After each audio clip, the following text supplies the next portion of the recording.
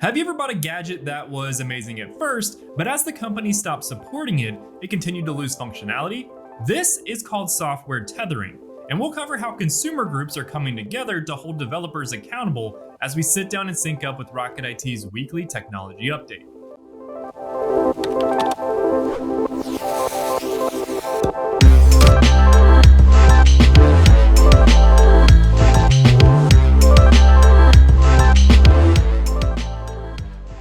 Hello everyone, I'm Chris Swinson, Technology Insider here at Rocket IT, and welcome to Sync Up, your new home for trending technology news. Whether you're using tech at home or at the office, software tethering is a sneaky practice that could be draining your wallet and turning your gadgets into expensive paperweights. Here's the deal. Software tethering happens when companies tie a device's functionality to their software. This means that if they stop updating that software, or if they decide to charge you for features, your device could lose what made it great in the first place.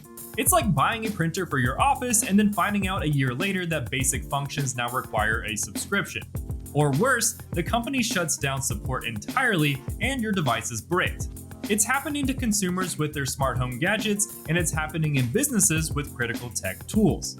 That's why groups like Consumer Reports and Electronic Frontier Foundation are stepping up, pushing the FTC to put an end to this mess. They're calling these tactics what they are: unfair and deceptive.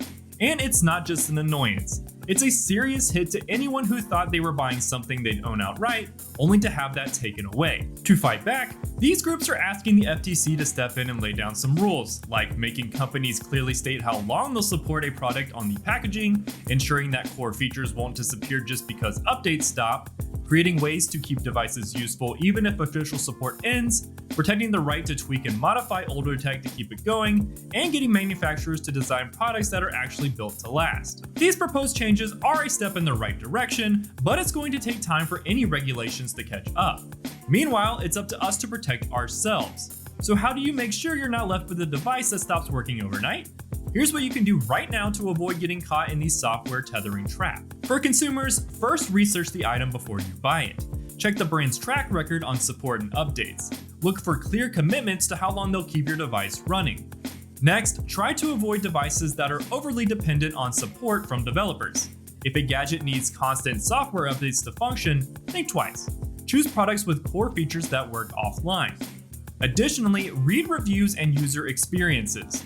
Look for user feedback on how developers handle end-of-life announcements or support cutoffs.